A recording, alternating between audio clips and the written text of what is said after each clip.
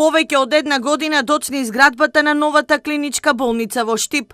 Наместо модерни услови за лекување и достоинствени простории за работа на медицинскиот кадар. Прашање е дали овој објект целосно ќе биде изграден. Реагираа денес штипските опозиционери. По превземањето на власта од СДСМ, овде не се одвиваат речиси никакви градежни активности, ниту пак докторите добиваат плата од 100.000 денари, а пациентите од Источна Македонија повторно се заборавени од СДСМ.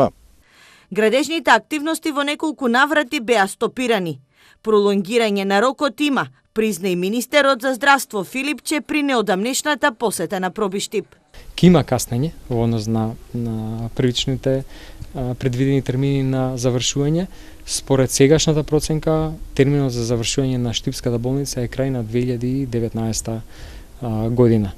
Согласно планот, првата фаза од изградбата на болницата требаше да биде готов годинава и да се започне со набавка и монтирање на нова софистицирана опрема. Темелите новој капитален проект во вредност од околу 56 милиони евра беа удрени во март 2016-та.